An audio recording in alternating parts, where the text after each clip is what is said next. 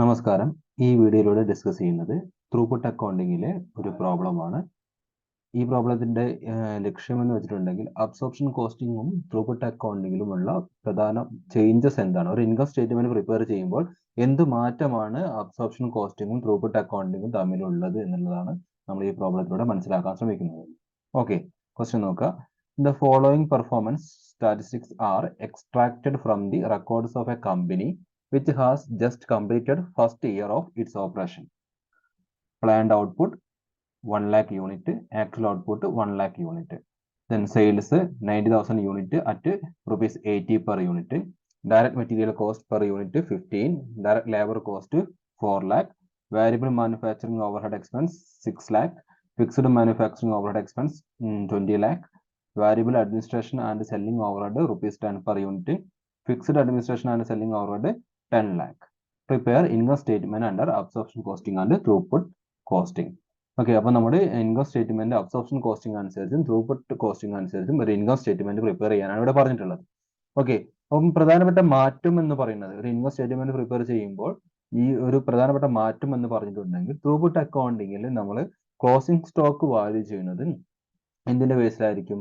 Throughput accounting നമുക്കറിയാം truly variable ആയിട്ടുള്ള item ആണ് നമ്മൾ എന്ത് ചെയ്യുന്നത് എടുക്കുന്നത്. ട്രൂലി വാരിയബിൾ ആയിട്ടുള്ള ഐറ്റം എന്ന് പറഞ്ഞാൽ ഏതാണ്? ഡയറക്റ്റ് മെറ്റീരിയൽ മാത്രമാണ്. അപ്പോൾ ത്രൂപുട്ട് അക്കൗണ്ടിങ്ങിൽ നമ്മൾ ക്ലോസിംഗ് സ്റ്റോക്കിന്റെ വാല്യൂ ചെയ്യുന്ന സമയത്ത് ആ ക്ലോസിംഗ് സ്റ്റോക്കിൽ ഡയറക്റ്റ് മെറ്റീരിയൽ മാത്രമേ ഉൾപ്പെടുകയുള്ളൂ. എന്നാൽ നമ്മൾ അബ്സോർപ്ഷൻ കോസ്റ്റിംഗിൽ നമുക്കറിയാം ക്ലോസിംഗ് സ്റ്റോക്ക് വെരിഫിക്കേഷൻ അല്ലെങ്കിൽ വാല്യൂ ചെയ്യുന്ന സമയത്ത് അതിൽ എന്താണ് ഡയറക്റ്റ് എക്സ്പെൻസസുകളായിട്ടുള്ള, അതായത് direct material, direct labour, direct expenses, ഇതെല്ലാം ഇവിടെ ഇതിന്റെ ഭാഗമായിട്ട് വരും. ക്ലോസിംഗ് സ്റ്റോക്കിൽ അതിന്റെ എല്ലാം ഒരു എലമെന്റ് ഉണ്ടാവും. ഓക്കെ, അപ്പം ആ ഒരു മാറ്റം ആണ് ഇതിന് മേജർ ആയിട്ട് റിഫ്ലക്ട് ചെയ്യുന്നത്. ഓക്കെ, നമുക്ക് പ്രോബ്ലത്തിലേക്ക് പോവാം. അത് നമ്മൾ അബ്സോർപ്ഷൻ കോസ്റ്റിംഗ് അനുസരിച്ചിട്ട് നമ്മൾ ഒരു ഇൻകം സ്റ്റേറ്റ്മെന്റ് പ്രിപ്പയർ ചെയ്യാം. ഓക്കെ, അപ്പോൾ ഞാൻ നേരിട്ട് സ്റ്റേറ്റ്മെന്റിലേക്ക് പോവാണ്. Income statement under absorption costing. Okay, sales എത്രയാണെന്ന് നോക്കുക. സെയിൽസ് എത്രയാണ്? ക്വസ്റ്റ്യൻ നോക്കുക. സെയിൽസ് എത്രയാണ്? 90,000 unit at rupees 80 per unit അല്ലെ? അതായത് 90,000 യൂണിറ്റ് എത്ര രൂപയ്ക്ക്? 90,000 യൂണിറ്റ് 80 രൂപ വെച്ചിട്ട്. അപ്പൊ നമ്മൾ സെയിൽസ് വാല്യൂ എഴുതുന്നു. ഓക്കെ, സെയിൽസ് വാല്യൂ എത്രയാണ്? 90,000 യൂണിറ്റ് 80 രൂപ വെച്ചിട്ട്. അപ്പൊ സെയിൽസ് വരുന്നത് എത്രയാണ്? 7,20,000 ആയിരിക്കും. 72 lakh ആയിരിക്കും അവിടെ സെയിൽസ് വരുന്നത്. ഓക്കെ, അപ്പൊ സെയിൽസ് വരുന്നത് 72 lakh. ഓക്കെ, ദെൻ സെയിൽസിൽ നിന്നും എന്ത് ചെയ്യാം? നമുക്ക് ഇവിടെ ഓപ്പറേറ്റിംഗ് പ്രോഫിറ്റ് ആണ് നമുക്ക് കിട്ടേണ്ടത്. ഓക്കെ, നെറ്റ് പ്രോഫിറ്റിന് ഓപ്പറേറ്റിംഗ് പ്രോഫിറ്റ് ആണ് നമുക്ക് കണ്ടുപിടിക്കേണ്ടത്. അപ്പൊ നമുക്ക് അതിൽ നിന്നും സെയിൽസിൽ നിന്നും എന്ത് ചെയ്യാം? ബാക്കിയുള്ള എക്സ്പെൻസസുകളായിട്ടുള്ള less manufacturing cost of goods produced. Okay, അതിൽ എന്തെല്ലാം വരുന്നു? ഡയറക്റ്റ് മെറ്റീരിയൽ വരും, ഡയറക്റ്റ് ലേബർ വരും, വാരിയബിൾ ഓവർഹെഡ് വരും, ഫിക്സ്ഡ് ഓവർഹെഡ് വരും. ഓക്കെ, അതിൽ നിന്ന് ലെസ് ക്ലോസിംഗ് സ്റ്റോക്ക്. അപ്പൊ നമുക്ക് ഡയറക്റ്റ് മെറ്റീരിയൽ എത്രയാണ്? ഫസ്റ്റ് എടുത്ത് തന്നിട്ടുണ്ട്. ഡയറക്റ്റ് മെറ്റീരിയൽ എത്രയാണ്? Direct material cost per unit 15 രൂപയാണ് ഡയറക്റ്റ് മെറ്റീരിയൽ എന്ന് പറയുന്നത്. ഓക്കെ, അപ്പോൾ ഡയറക്റ്റ് മെറ്റീരിയൽ വരുന്നത് 15 രൂപ. അപ്പോൾ നോക്കുക നിങ്ങൾ, നമ്മുടെ ഇവിടെ എത്രയാണ്? നമ്മുടെ ക്വസ്റ്റ്യൻ പ്രകാരം പ്ലാൻഡ് ഔട്ട്പുട്ട് എത്രയാണ്? 1 ലക്ഷം യൂണിറ്റ്. ആക്ച്വൽ ഔട്ട്പുട്ട് എത്രയാണ്? 1 ലക്ഷം യൂണിറ്റ്. അപ്പൊ നമുക്ക് 1 ലക്ഷം യൂണിറ്റ് ഉത്പാദിപ്പിക്കാൻ വേണ്ടി ഡയറക്റ്റ് മെറ്റീരിയൽ എത്ര വന്നിട്ടുണ്ടാവും? 1 ലക്ഷം ഇൻറ്റു എത്രയാ? 15. അപ്പൊ എത്ര വന്നിട്ടുണ്ടാവും? 15 ലക്ഷമാണ് അവിടെ ഡയറക്റ്റ് മെറ്റീരിയൽ വരിക അല്ലെ? ഒരു യൂണിറ്റിന് 15 രൂപ. 1 ലക്ഷം യൂണിറ്റ് ആണ് നമ്മുടെ ക്വസ്റ്റ്യൻ പ്രകാരം നമ്മുടെ പ്ലാൻഡ് ഔട്ട്പുട്ടും ആക്ച്വൽ ഔട്ട്പുട്ട്. നമ്മൾ എത്രയാണോ ഉത്പാദിപ്പിക്കാൻ വിചാരിച്ചിട്ടുള്ളത് അത്രയും തന്നെ ആക്ച്വൽ ഔട്ട്പുട്ട് ഇവിടെ ഉണ്ടായിട്ടുണ്ട്.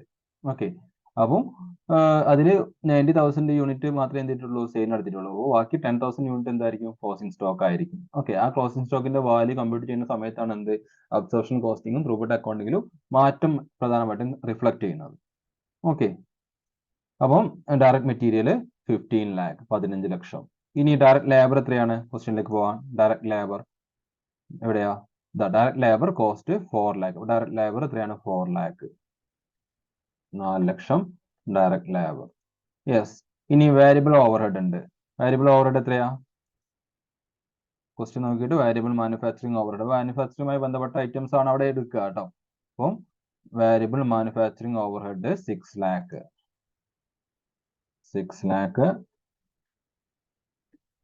ഇത് ക്വസ്റ്റ്യൻ ചെയ്യുന്നതിന് വേണ്ടിയിട്ട് ഞാൻ റെഡിമെയ്ഡ് ആയിട്ട് ഉണ്ടാക്കി വെച്ചിട്ടുള്ള ഒരു ഫോർമാറ്റ് ആണ്. നമ്മൾ ക്വസ്റ്റ്യനെ ഡിപ്പെൻഡ് ചെയ്തിട്ടാണ് നമ്മുടെ ഫോർമാറ്റ് പോവുക കേട്ടോ. അപ്പോൾ ഒരു ഫിക്സ്ഡ് ഫോർമാറ്റ് ഒന്നും എന്തിനില്ല, കോസ്റ്റിങ്ങിൽ ഒരു പ്രോബ്ലങ്ങൾക്കും ഇല്ല എന്നുള്ളത് ആദ്യം ചിന്തിക്കുക. ഓക്കെ, സമയം ലാഭിക്കുന്നതിന് വേണ്ടിയിട്ടും എളുപ്പം മനസ്സിലാക്കുന്നതിന് വേണ്ടിയിട്ടും ഞാൻ തയ്യാറാക്കി വെച്ച ഫോർമാറ്റിലേക്ക് ഞാൻ ഇത് ഫില്ല് ചെയ്യുന്നത് മാത്രം. അപ്പോൾ ക്വസ്റ്റ്യൻ ചെയ്യുന്ന സമയത്ത് ഈ ഫോർമാറ്റ് എവിടെ നിന്ന് കിട്ടും അങ്ങനെ ചിന്തിക്കരുത്. ക്വസ്റ്റ്യൻ നമുക്ക് കിട്ടേണ്ടത് എന്താണ്? ഈ ഓപ്പറേറ്റിംഗ് പ്രോഫിറ്റ് ആണ്. ഓപ്പറേറ്റിംഗ് പ്രോഫിറ്റ് കിട്ടാൻ എന്താ ചെയ്യേണ്ടത്? സെയിൽസിൽ നിന്നും എക്സ്പെൻസുകൾ മൈനസ് ചെയ്യുകയാണ് വേണ്ടത്. അപ്പോൾ ആ രീതി ചെയ്താൽ മതി. ഓക്കെ, അപ്പോൾ ആദ്യം നമ്മൾ cost of manufacturing, cost of goods produced അത് മൈനസ് ചെയ്യുന്നു. പിന്നെന്താണ് അല്ലാത്ത ബാക്കിയുള്ള, അതായത് ഗ്രോസ് പ്രോഫിറ്റ് കിട്ടിക്കഴിഞ്ഞാൽ ബാക്കിയുള്ള ഓപ്പറേറ്റിംഗ് എക്സ്പെൻസുകളായിട്ടുള്ള ഐറ്റംസ് മൈനസ് ചെയ്യുന്നു. ദെൻ നമുക്ക് ഓപ്പറേറ്റിംഗ് പ്രോഫിറ്റ് കിട്ടും. ആ ഒരു രീതി ഫോളോ ചെയ്താൽ മതി എന്ന് മാത്രം. അതിൽ കൃത്യമായിട്ട് ഒരു ഫോർമാറ്റ് ഉണ്ട് എന്നുള്ളത് വിചാരിക്കരുത്. ഓക്കെ, ഇതിനടുത്തത് ഫിക്സ്ഡ് ഓവർഹെഡ്. ഫിക്സ്ഡ് ഓവർഹെഡ് എത്രയാണ്? മാനുഫാക്ചറിങ് വരുന്നത് 20 lakh ആണ്. Okay, 20 lakh. അപ്പൊ ഇതെല്ലാം കൂടി ആഡ് ചെയ്ത് കഴിഞ്ഞാൽ നമുക്ക് ടോട്ടൽ എത്ര വരും നോക്കാം. ടോട്ടൽ വരുന്നത് 45 lakh ആണ് ഇവിടെ ടോട്ടൽ വരുന്നത്. ക്ലിയർ? 45 lakh. അപ്പം ഇതാണ് manufacturing cost of goods produced. നമ്മൾ സെയിൽസിൽ നിന്ന് ലെസ് ചെയ്യുന്നത് എന്താണ്? Manufacturing cost of goods produced ആണ്. അപ്പോൾ ഇവിടെ സെയിൽ നടത്തിയ വാല്യൂവിൽ നമുക്കറിയാം എന്താണ്? Closing stock. നമ്മൾ 1 ലക്ഷം രൂപ 1 ലക്ഷം എന്താണ് യൂണിറ്റ് ഉൽപ്പാദിപ്പിക്കാൻ വന്ന കോസ്റ്റ് ആണ് എന്ത്? 45 ലക്ഷം എന്ന് പറയുന്നത്. ക്ലിയർ? 1 ലക്ഷം യൂണിറ്റ് ഉൽപ്പാദിപ്പിക്കാൻ വന്നിട്ടുള്ള കോസ്റ്റ് ആണ് ഈ 45 ലക്ഷം എന്ന് പറയുന്നത്. പക്ഷെ നമുക്ക് ഇവിടെ അതിൽ 90,000 യൂണിറ്റ് മാത്രമേ നമ്മൾ ഇവിടെ സെയിൽ നടത്തിയിട്ടുള്ളൂ. അപ്പോൾ ഈ സെയിൽസിൽ നിന്നും ആക്ച്വൽ പ്രോഫിറ്റ് കണ്ടെത്തണമെങ്കിൽ അതിലെ നമ്മൾ സെയിൽ നടത്താത്ത പോർഷൻ നമുക്ക് എന്ത് ചെയ്യണം? ഒഴിവാക്കി കളയണം. അതുകൊണ്ട് ആ സെയിൽ നടത്താത്ത പോർഷൻ മീൻസ് അത് ക്ലോസിംഗ് സ്റ്റോക്ക് ആണ്. അപ്പം ആ ക്ലോസിംഗ് സ്റ്റോക്കിന്റെ വാല്യൂ കണ്ടുപിടിക്കാൻ നമ്മൾ എന്ത് ചെയ്യണം? ഒരു റേഷ്യോ ക്രിയേറ്റ് ചെയ്യുക. അതായത് ഈ 45 ലക്ഷം എന്ന് പറയുന്നത് 1 ലക്ഷം യൂണിറ്റ് ഉൽപ്പാദിപ്പിക്കാൻ വന്നിട്ടുള്ള കോസ്റ്റ് ആണ്. സോ അതിന്റെ ഇക്വേഷൻ രൂപത്തിൽ പറയുമ്പോൾ 45 lakh ഡിവൈഡ് ബൈ 1 lakh, അതായത് 45 ലക്ഷം എന്ന് പറയുന്നത് 1 ലക്ഷം യൂണിറ്റ് ഉൽപ്പാദിപ്പിക്കാൻ വന്ന കോസ്റ്റ് ആണ്. അങ്ങനെയെങ്കിൽ 10,000 യൂണിറ്റ് ഉൽപ്പാദിപ്പിക്കാൻ വരുന്ന കോസ്റ്റ് അതിന് എങ്ങനെയായിരിക്കും? 45 lakh divide by 1 lakh into 10,000 ചെയ്താൽ നമുക്കത് കിട്ടും. ഓക്കെ, ആ കോസ്റ്റ് വരുന്നത് എത്രയാണ്? വരുന്നത് 4,50,000 ആണ്. 4,50,000. 4,50,000. ഓക്കെ, അപ്പോൾ 4,50,000 നമുക്ക് ഇവിടെ മൈനസ് ചെയ്ത് കഴിഞ്ഞാൽ നമുക്ക് എന്ത് കിട്ടും? കോസ്റ്റ് ഓഫ് ഗുഡ്സ് സോൾഡ് കിട്ടും. ഓക്കെ, അപ്പോൾ 45 lakh മൈനസ് 4,50,000. അപ്പം നമുക്ക് കിട്ടിയ എത്രയാണ്? Manufacturing cost of goods produced എത്രയാണ് വരുന്നത്? 40,50,000. 40,50,000 ആണ് എന്ത്? Manufacturing cost of goods produced വരുന്നത്. അപ്പോൾ നമുക്ക് അതിൽ നിന്ന് മാനുഫാക്ചറിങ് അല്ലെങ്കിൽ കോസ്റ്റ് ഓഫ് ഗുഡ്സ് സോൾഡ് എന്താണ്? സെയിൽസിൽ നിന്ന് മൈനസ് ചെയ്ത് കഴിഞ്ഞാൽ നമുക്ക് എന്ത് കിട്ടും? ഗ്രോസ് പ്രോഫിറ്റ് കിട്ടും. Gross profit is equal to sales minus cost of goods sold. അപ്പം 31,50,000 ആണ് നമുക്ക് എന്ത് വരുന്നത്? ഗ്രോസ് പ്രോഫിറ്റ് വരുന്നത്. ഇനി അതിൽ നിന്ന് നമുക്ക് മറ്റ് ഓപ്പറേറ്റിംഗ് എക്സ്പെൻസസുകൾ മൈനസ് ചെയ്ത് കഴിഞ്ഞാൽ നമുക്ക് എന്ത് കിട്ടും? നമുക്ക് ഓപ്പറേറ്റിംഗ് പ്രോഫിറ്റ് കിട്ടും. അപ്പോൾ ക്വസ്റ്റ്യൻ പ്രകാരം മറ്റ് ഓപ്പറേറ്റിംഗ് എക്സ്പെൻസസുകൾ എന്തൊക്കെയുള്ളത് നോക്കാം. എന്തൊക്കെയുള്ളത്? ഇതാ variable administration and selling overhead ഉണ്ട്. Then fixed administration and selling overhead ഉണ്ട്. Okay, variable administration and selling overhead വരുന്നത് 10 per unit ആണ്. യെസ്, അപ്പം നമുക്കറിയാം മൊത്തം നമ്മൾ എന്താണ് administration and selling expense variable overhead, അതായത് നമ്മൾ ഇവിടെ നമുക്ക് സെയിൽസിന് വേണ്ടി നമ്മൾ എടുക്കുന്നത് എത്ര യൂണിറ്റ് ആണ്? 90,000 യൂണിറ്റ് ആണ്. അപ്പോൾ 90,000 കാരണം 10,000 യൂണിറ്റ് നമ്മൾ സെയിൽ നടത്തുന്നുണ്ടോ? ഇല്ല. അപ്പോൾ ഇത് സെല്ലിംഗ് എക്സ്പെൻസിൽ ആ 10,000 വരുമോ? അതായത് 1 lakh യൂണിറ്റ് വരുമോ? ഇല്ല. എത്ര വരുള്ളൂ? 90,000 യൂണിറ്റ് വരുള്ളൂ. ഓക്കെ, അപ്പോൾ വാരിയബിൾ ഓവർഹെഡ് 90,000 ഇൻറ്റു 10. 90,000 ഇൻറ്റു 10 എത്ര വരുന്നത്? 90,000 ഇൻറ്റു 10 വാരിയബിൾ ഓവർഹെഡ് വരുന്നത് 90,000 ഇൻറ്റു 10 9 lakh അല്ലേ? 9 lakh. Yes, then fixed overhead ഉണ്ട്. ക്വസ്റ്റ്യൻ നോക്കുക. Fixed administration and selling overhead എത്രയുണ്ട്? 10 lakh ഉണ്ട്. യെസ്, അപ്പോൾ 10 lakh അവിടെ കൊടുക്കുക. 10 lakh. ഓക്കെ, അപ്പോൾ നമുക്ക് ഈ 31,50,000 എന്ന് പറഞ്ഞ എമൗണ്ടിൽ നിന്നും ഈ എമൗണ്ടുകൾ മൈനസ് ചെയ്ത് കഴിഞ്ഞാൽ നമുക്ക് എന്ത് കിട്ടും? ഓപ്പറേറ്റിംഗ് പ്രോഫിറ്റ് കിട്ടും. Okay, 31,50,000 minus 9 lakh minus 10 lakh എത്ര വരുന്നു? 12,50,000 ആണ് എന്ത് അബ്സോർപ്ഷൻ കോസ്റ്റിംഗ് അനുസരിച്ചിട്ട് നമുക്ക് വരുന്ന ഓപ്പറേറ്റിംഗ് പ്രോഫിറ്റ് എന്ന് പറയുന്നത്. ഓക്കെ, അപ്പോൾ ഒന്നുകൂടി പറയാം, അബ്സോർപ്ഷൻ കോസ്റ്റിംഗ് അനുസരിച്ചിട്ട് നമ്മൾ ചെയ്യുമ്പോൾ അവിടെ ക്ലോസിംഗ് സ്റ്റോക്കിന്റെ വാല്യൂ ചെയ്യുന്ന സമയത്ത് ക്ലോസിംഗ് സ്റ്റോക്കിൽ നമുക്ക് മാനുഫാക്ചറിങ് കോസ്റ്റ് ഓഫ് ഗുഡ്സ്, അതായത് goods producer, manufacturing cost of goods producer എത്രയാണെന്ന് വെച്ചാൽ, അതായത് നമുക്ക് ആ പ്രൊഡക്ഷൻ പ്രോസസ്സിൽ നമുക്ക് ആ ഉൽപ്പന്നം ഉൽപ്പാദിപ്പിക്കാൻ വന്നിട്ടുള്ള മാനുഫാക്ചറിങ് കോസ്റ്റ് മൊത്തത്തിൽ നമ്മൾ എന്തെടുക്കും? ക്ലോസിംഗ് സ്റ്റോക്കിന്റെ വാല്യൂഷനിൽ എടുക്കും. ഓക്കെ, എന്നാൽ ഇത് ഇനി ത്രൂപുട്ട് അക്കൗണ്ടിങ്ങിലേക്ക് വരുന്ന സമയത്ത് നമ്മൾ ക്ലോസിംഗ് സ്റ്റോക്കിന്റെ വാല്യൂഷനിൽ ആ കംപ്ലീറ്റ് മാനുഫാക്ചറിങ് കോസ്റ്റ് നമ്മൾ എടുക്കില്ല. അവിടെ നമ്മൾ ത്രൂപുട്ട് അക്കൗണ്ടിങ്ങിൽ നമ്മൾ ട്രൂലി വാരിയബിൾ ആയിട്ടുള്ള ഐറ്റം എന്ന് പറഞ്ഞാൽ ഏത് മാത്രമേ ഉള്ളൂ? ഡയറക്റ്റ് മെറ്റീരിയൽ മാത്രമേ ഉള്ളൂ. അപ്പോൾ ഡയറക്റ്റ് മെറ്റീരിയലിന്റെ അടിസ്ഥാനത്തിൽ മാത്രമേ നമ്മൾ ത്രൂപുട്ട് അക്കൗണ്ടിങ്ങിൽ എന്ത് കാണുകയുള്ളൂ? ക്ലോസിംഗ് സ്റ്റോക്ക് കാണുകയുള്ളൂ. ഓക്കെ, അതാണ് ഇതിലെ മെയിൻ മേജർ ചേഞ്ച് എന്ന് പറയുന്നത്. ഓക്കെ, നമുക്ക് ഇനി ത്രൂപുട്ട് അക്കൗണ്ടിങ് അനുസരിച്ചിട്ട് ഓപ്പറേറ്റിംഗ് പ്രോഫിറ്റ് എത്രയാണെന്ന് നോക്കാം. ഓക്കെ, അപ്പൊ നമ്മൾ അവിടെയും ആദ്യം സെയിൽസിൽ നിന്ന് തുടങ്ങാം. സെയിൽസ് എത്രയാണ്? 90,000 യൂണിറ്റ് തന്നെയാണ് അല്ലെ. 90,000 ഇൻറ്റു എത്ര? 80, 80 രൂപ തന്നെയാണ് സെയിൽസ് സെല്ലിംഗ് പ്രൈസ് എന്ന് പറയുന്നത്. അപ്പൊ എത്ര വരും? 7,20,000 തന്നെയാണ് വരുന്നത് അല്ലെ.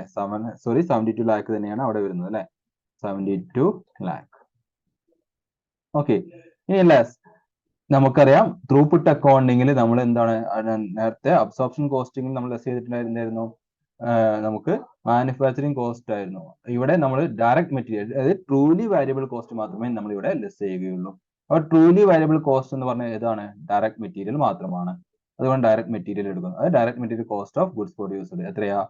നമുക്ക് ക്വസ്റ്റ്യൻ നോക്കിയാൽ അറിയാം. ഡയറക്റ്റ് മെറ്റീരിയൽ കോസ്റ്റ് എന്ന് പറഞ്ഞെങ്കിൽ 15 രൂപയാണ് ഒരു യൂണിറ്റിന്. അപ്പൊ നമുക്ക് മൊത്തം നമ്മുടെ പ്രൊഡക്ഷന് വേണ്ടി വരുന്നത് 1,00,000 യൂണിറ്റ് ആണ് അല്ലെ. അപ്പൊ 1,00,000 യൂണിറ്റ് ഇൻറ്റു 15 എത്രയാണ്? 15 ലക്ഷം. ക്ലിയർ? 15 ലക്ഷം എടുക്കുന്നു. ലെസ് ക്ലോസിംഗ് സ്റ്റോക്ക് എത്രയാണ്? ക്ലോസിംഗ് സ്റ്റോക്കിന്റെ വാല്യൂ കാൽക്കുലേറ്റ് ചെയ്യുന്ന സമയത്ത് നമ്മൾ ഇവിടെ എടുക്കുന്നത് എന്താണ്? ഡയറക്റ്റ് മെറ്റീരിയലിന്റെ നേരിട്ട് ഡയറക്റ്റ് മെറ്റീരിയൽ മാത്രമേ നമ്മൾ ഇവിടെ യൂസ് ചെയ്യുന്നുള്ളൂ. അപ്പോൾ ഡയറക്റ്റ് മെറ്റീരിയലിന്റെ അടിസ്ഥാനത്തിൽ തന്നെ നമുക്ക് ക്ലോസിംഗ് സ്റ്റോക്കിന്റെ വാല്യൂ ഇവിടെ കാണാം. ആ ത്രൂപുട്ട് അക്കൗണ്ടിങ്ങിന്റെ പ്രത്യേകത അതാണ്. ഓക്കെ, അപ്പോൾ ഒരു യൂണിറ്റ് ഡയറക്റ്റ് മെറ്റീരിയൽ ഒരു യൂണിറ്റ് എത്രയാണ്? 15 രൂപയാണ്. അപ്പോൾ ക്ലോസിംഗ് സ്റ്റോക്ക് എത്രയായിരിക്കും? 10,000 ഇൻറ്റു 15 എത്രയാണ്? 1,50,000 ആയിരിക്കും അല്ലെ. ഓക്കെ, 1,50,000. അപ്പോൾ ഇനി നമുക്ക് ത്രൂപുട്ട് എത്രയാന്ന് കിട്ടും. ത്രൂപുട്ട് എത്രയാണ്? ത്രൂപുട്ട് വരുന്നത് അത് 15 നിന്നും 15 ലക്ഷത്തിൽ നിന്നും 1,50,000 മൈനസ് ചെയ്ത് കഴിഞ്ഞാൽ ബാക്കി വരുന്നത് എത്രയാ? 13,50,000 അല്ലെ. 13,50,000. അപ്പൊ സെയിൽസ് മൈനസ് ഡയറക്റ്റ് മെറ്റീരിയൽ ആണ് എന്ത്? ത്രൂപുട്ട് എന്ന് പറയുന്നത്. അപ്പൊ നമുക്ക് ത്രൂപുട്ട് ഇവിടെ കിട്ടും. ത്രൂപുട്ട് പറയുന്നത് എത്രയാണ്? 72 ലക്ഷം മൈനസ് 13,50,000. അപ്പൊ ത്രൂപുട്ട് വരുന്നത് 58,50,000 ആണ് എന്ത്? ത്രൂപുട്ട് വരുന്നത്. ഓക്കെ, ഇനി ഈ ത്രൂപുട്ടിൽ നിന്നും ബാക്കി എല്ലാ കോസ്റ്റുകളും നമുക്ക് മൈനസ് ചെയ്യാം. ഓൾ അതർ കോസ്റ്റ്, അതായത് ഡയറക്റ്റ് ലേബറും വാരിയബിൾ മാനുഫാക്ചറിംഗ് ഓവർഹെഡും ഫിക്സ്ഡ് മാനുഫാക്ചറിംഗ് ഓവർഹെഡും അഡ്മിനിസ്ട്രേഷൻ സെല്ലിംഗ് എക്സ്പെൻസും അതിൽ തന്നെ രണ്ട് കാറ്റഗറി ഉണ്ട്, വാരിയബിൾ ഉണ്ട്, ഫിക്സ്ഡ് ഉണ്ട്. അതെല്ലാം നമുക്ക് അങ്ങോട്ട് മൈനസ് ചെയ്യാം. ഓക്കെ, ഇവിടെ ഡയറക്റ്റ് ലേബർ വരുന്നത് എത്രയാണ്? ക്വസ്റ്റ്യൻ പ്രകാരം ഡയറക്റ്റ് ലേബർ വരുന്നത് 4 ലക്ഷം അല്ലെ. അപ്പൊ 4 ലക്ഷം നമുക്ക് നേരിട്ട് എഴുതാം, 4 ലാക്ക്. ഇനി വാരിയബിൾ മാനുഫാക്ചറിംഗ് ഓവർഹെഡ് എത്രയാണ് വരുന്നത്? വാരിയബിൾ മാനുഫാക്ചറിംഗ് ഓവർഹെഡ് വരുന്നത് 6 ലാക്ക് ആണ്. 6 ലാക്ക്. ഓക്കെ, ഇനി അടുത്തത് ഫിക്സ്ഡ് മാനുഫാക്ചറിംഗ് ഓവർഹെഡ് എത്രയാണ്? 20 ലാക്ക് ആണ്. Fixed manufacturing overhead 20 lakh. Okay, then അടുത്തത് വരുന്നത് 6 lakh. Fixed manufacturing overhead 20 lakh.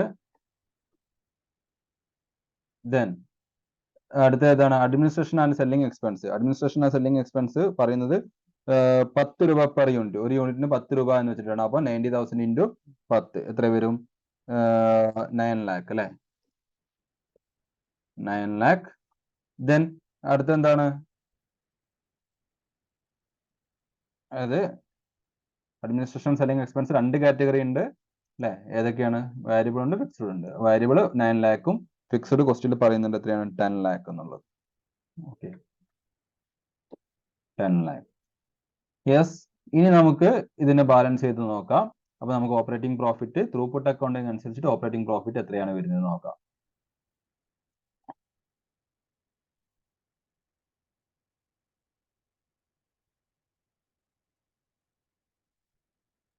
Throughput accounting അനുസരിച്ചിട്ട് ഓപ്പറേറ്റിംഗ് പ്രോഫിറ്റ് വരുന്നത് 9,50,000 ആണ്. 9,50,000.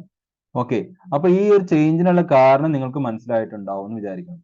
എല്ലാം നമ്മൾ നോക്കുന്ന സമയത്ത് അബ്സോർപ്ഷൻ കോസ്റ്റിംഗ് ആയാലും ത്രൂപുട്ട് അക്കൗണ്ടിങ്ങിലായാലും എല്ലാ ഐറ്റംസും നമ്മൾ ഒരു രീതിയിൽ എടുത്തിട്ടുണ്ട് അല്ലെ. ക്വസ്റ്റ്യൻ തന്നിട്ടുള്ള എല്ലാ ഐറ്റംസും, ഡയറക്ട് മെറ്റീരിയലും ഡയറക്ട് ലേബറും വാരിയബിൾ ഓവർഹെഡും ഫിക്സ്ഡ് ഓവർഹെഡും അഡ്മിനിസ്ട്രേഷൻ സെല്ലിംഗ് എക്സ്പെൻസും അതിന്റെ തന്നെ ഫിക്സ്ഡും വാരിയബിളും എല്ലാം നമ്മൾ അതുപോലെ ത്രൂപുട്ട് അക്കൗണ്ടിങ്ങിലും എടുത്തിട്ടുണ്ട്. ഡയറക്ട് മെറ്റീരിയൽ എടുത്തിട്ടുണ്ട്, ഡയറക്ട് ലേബർ വരുന്നുണ്ട്. എല്ലാത്തിനെയും അവിടെയും അബ്സോർപ്ഷൻ കോസ്റ്റിംഗിലും മൈനസ് ചെയ്യുകയാണ് ചെയ്തിട്ടുള്ളത്. ത്രൂപുട്ട് അക്കൗണ്ടിങ്ങിലും നമ്മൾ എന്താ ചെയ്യുന്നത്, മൈനസ് ചെയ്യുകയാണ് ചെയ്യുന്നത്. ഓക്കെ, അപ്പൊ എന്താ മാറ്റമുള്ളത്? മാറ്റമുള്ളത് എന്ന് വെച്ചിട്ടുണ്ടെങ്കിൽ വളരെ സിമ്പിൾ. എന്താണ്, ത്രൂപുട്ട് അക്കൗണ്ടിങ്ങിൽ ക്ലോസിംഗ് സ്റ്റോക്കിന്റെ വാല്യുവേഷൻ ചെയ്യുന്ന സമയത്ത് നമ്മൾ എന്തെടുക്കുന്നില്ല, അതായത് മാനുഫാക്ചറിങ് കോസ്റ്റുകളായിട്ട് വരുന്ന ബാക്കിയുള്ള ലേബർ കോസ്റ്റും അതുപോലെ തന്നെ മാനുഫാക്ചറിങ് വാരിയബിൾ ഓവർഹെഡും മാനുഫാക്ചറിങ് ഫിക്സ്ഡ് ഓവർഹെഡുകളൊന്നും നമ്മൾ എടുക്കുന്നില്ല. ഓക്കെ, ഓൺലി ട്രൂലി വാരിയബിൾ ആയിട്ടുള്ള മെറ്റീരിയൽ കോസ്റ്റ് മാത്രമേ ഇവിടെ കൺസിഡർ ചെയ്യുന്നുള്ളൂ.